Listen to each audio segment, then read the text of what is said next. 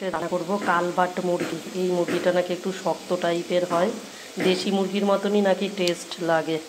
তো আমি এটাতে ভিনিগার মাখিয়ে রেখেছি, প্রায় শুধু ভিনিগারই মাখিয়ে রেখেছি। আর এখানে দেখো আলুটা ভাজছি, লাল করে আলুটা ভাজা হয়ে গেলে তারপরে দেখো মশলা করেছি, তোমাদের দেখাই আস্তে আস্তে। দেখো আলুটা লাল লাল প্রায় ভাজা হয়ে গেছে, আলুটা নামাবো একটু পরে, কেন লাল লাল হয়ে গেছে।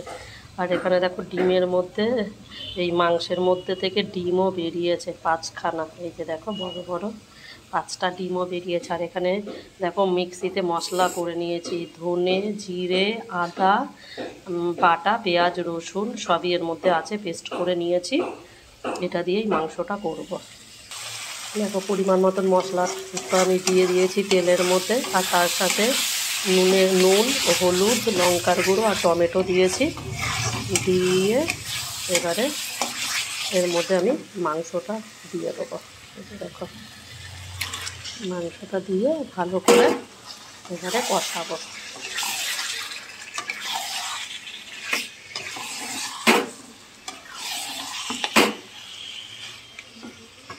এক হাতে ফোন ধরে, ঠিক আছে বন্ধুরা, আমি একটু কষিয়ে নিই, একটু নেড়ে নিই, তারপরে তোমাদের দেখাচ্ছি। দেখো এবারে গ্যাসটা কমিয়ে দিয়ে একটু ঢেকে দেবো, আর ঢেকে ঢেকেই এটাকে কষাবো।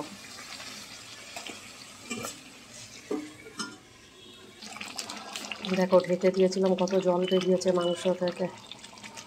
আর এবারে মাংসটা ভালো করে কষাবো। দেখো মাংস আমার কষছে, আর তেলটা প্রায় অনেকটাই ওপরে উঠে এসেছে। আর এখানে দেখো ওই যে ডিমগুলো ছিল, যে এই যে 3টেকে খুঁজে পেয়েছি।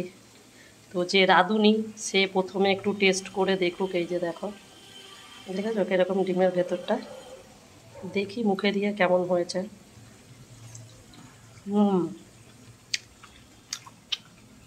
সুন্দর হয়েছে, খুবই সুন্দর হয়েছে। বা আরও ভালো করে কষাতে হবে, তারপরে গরম জল করে গরম জল দেব। দেখো কষা আমার হয়ে গেছে, আর এক টুকরো তুলছি। আর আমার মনে হয় না এটা এমনি সিদ্ধ হবে, এটাকে প্রেশার কুকারেই দিতে হবে। ওর জন্য আমি দেখো এই যে জল বসিয়ে দিয়েছি, আর জলের মধ্যে এখন প্রেশার কুকারেই দিয়ে 2টো সিটি মেরে নেব।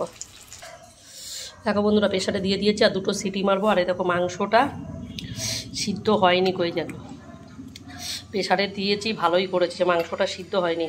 এই মাংসগুলো একটু সিদ্ধ হতে টাইম লাগে। বন্ধুরা আজকের ভিডিওটা তোমাদের কেমন লাগলো একটু লাইক কমেন্ট আর শেয়ার করো। টাটা বাই সবাইকে, দেখা হচ্ছে নেক্সট ভিডিওতে।